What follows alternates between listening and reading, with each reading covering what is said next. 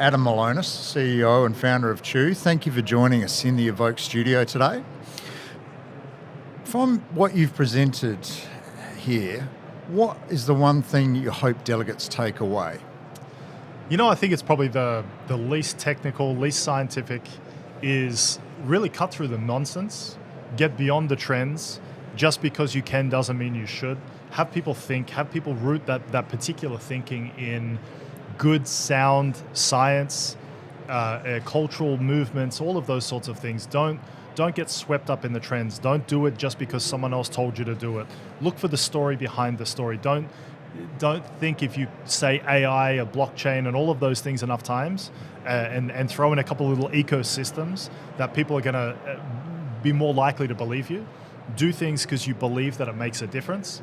Ask yourself the 5 whys. Get below that, which is really hard for a conference. Like, ask people to start thinking for themselves. Yep. It's exactly what I say within food, which is, I just got asked a question a few moments ago, which was, what do I think the greatest technologies are? Is it, wearables? Is it DNA sequencing? Is it all of that? And I said, feeling, re-engaging with yourself. Stop taking tablets that stop you feeling something.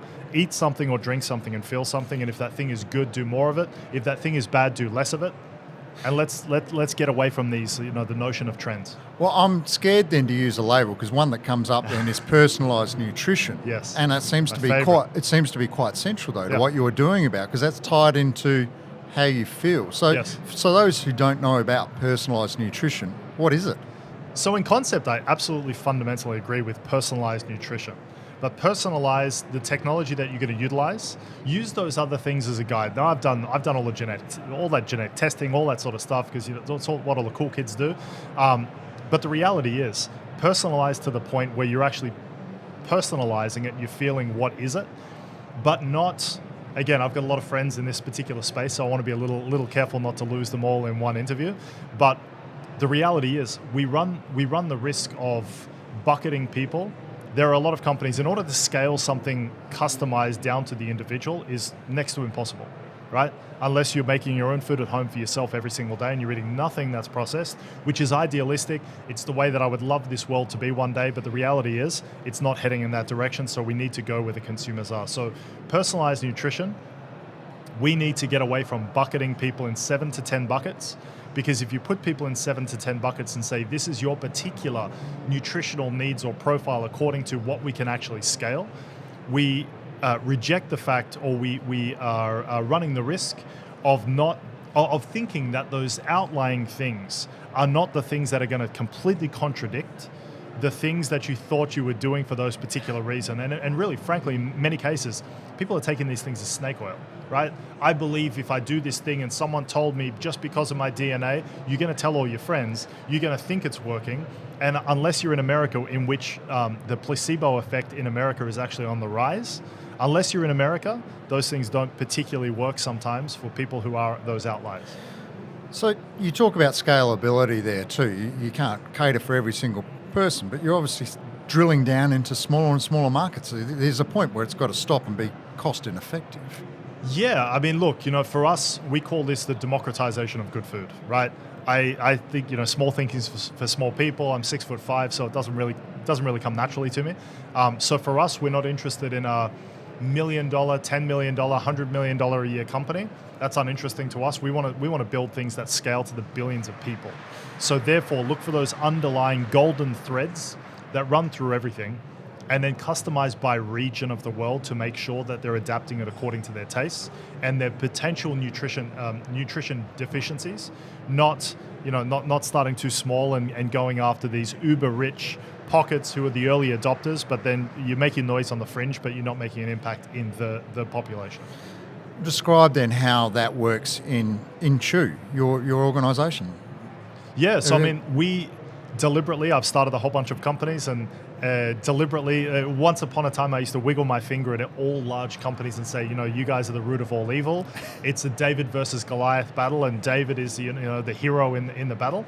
The reality was I was wiggling my finger and I was doing nothing, right? I was playing on the fringes. I might have been an annoyance, and that was it. I made a deliberate decision with Chew to partner with the world's biggest companies, to partner with them in spite of the fact that they've got some of the worst products in the world, But the reality is they've all got the best of intentions, that they're not in a business to try to make the world an unhealthy place. So leverage left side, right side of the brain, the creative and the analytical, leverage that for good, partner with them with their massive distribution and their monstrous machine that when you switch that thing on, it's producing 10,000 pieces a minute, and times by multiple manufacturing units around the world, make a radical impact within their food. And therefore, you can scale massive change within food and beverage. So can you give a product example? If I did, I'd have to kill you, right? Because everything we do is highly confidential. The reason why is we get access to the most confidential of the confidential. Formulas worth billions of dollars are in our hands. We see machines that no one else has. I can tell you some of the things that we've taken positions in as a company. We created the world's, it sounds pretentious to say, but the world's first shelf-stable omelette bar. And it's literally an omelette, right? The good fundamental belief behind the nutrition of eggs, given the fact that on PDCAAS scale, which is the bioavailability of protein, it scores 100 out of 100. So we've taken the great nutrition of eggs and we've made it into a shelf-stable omelette, which will last between 6 and 9 months on a shelf, and it's delicious, by the way, and things like that. But all those other big fundamental things, we've done about 1,500 products in 5.5 years. And those products have spanned, I think, 25 different categories across food and beverage. 80% of the business is food, 20% is beverage. So sorry to be so ambiguous there, but it's a slippery slope.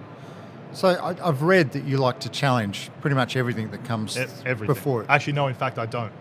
Right? That's challenging, right? So reinvention's a driving force for you. What got you into this line? Frankly, nothing more romantic than irritation. I am, and I was especially irritated with how the world looks at food and beverage innovation, how the world looks at creates this complexity behind food and beverage. There are so many. We have the privilege to work with different world leaders now around the world, talking policy. I have the privilege to be meeting with Scott Morrison in 2 days' time from today, meeting with Defense Minister, meeting with a whole bunch of people. My irritation, I hope, is becoming infectious, where we make these particular topics so much more complicated than they need to be. Cut through the BS and get right to the core of all of these particular topics, which is the PR campaigns are great, but unless the rubber actually meets the road, you're not going to actually make a difference. So therefore, what got me into this was the irritation for how complex people are making such a basic, basic problems, and you need to just start doing. And we want to lead by example in that particular space, bring together all of those different parties in an area where hopefully there's little to no conflict, and be able to cut to the core of these things and actually implement that change. So you're working both ends of the scale, from developed world consumerism to the developing world? Precisely. Do both things concern you? And no, not at all, because I mean it's the true recognition of a democratization of good food. I've been saying this for years. I think I'm still trying to figure out what that actually means, because I don't want to create food that I can afford in a supermarket. I want to create food that the bottom 80 or 85% of the population globally can afford, can access, is within reach. And we've actually taken it even one step further. We've gone into, we're kicking off projects right now in conflict zones. So it's not just developing countries, it's conflict zones in which they're not getting anything of any kind of decent quality. And by the way, in a conflict zone where there's war raging all around you, you don't have the state of mind to now go out and plant a crop. So therefore, we're trying to access those particular areas using one of my favorite notions, which is old-fashioned ingredients with modern technology. So we're figuring out how to bring those things together. Lastly, you're clearly a driven man. What excites you on the horizon in terms of agri-food developments? What excites me? Look, I mean, there's genius at play within agriculture. The work that's happening here in Australia, it's profound. I love when we can get beyond, again, people talking about AI and blockchain and they think that's enough. When you actually speak to the people who are developing things and they can now map productivity on a square centimeter basis, and they can see exactly what's happening. People who are obviously working on things like fertilizers, things that aren't going to destroy the world, going to destroy our body, all those sorts of things. That excites me. New energy technologies are very exciting because, again, everyone's so nervous about feeding and powering 10 billion people by 2050. I'm less so because I think that as these developing countries are working their way out of poverty, there are less pressures on them to obviously have so many children because obviously the infant mortality is going down and all those things. So completely separate topic than what we're talking about today, but this sort of stuff excites me. The amount of genius in the primary material, and then I hope we can do that primary material justice by converting it into things that are relevant globally. Adam Malonis, CEO and founder of Chew, thank you for joining us in the Evoke Ag studio, and all the best on the path ahead. Thank you very much.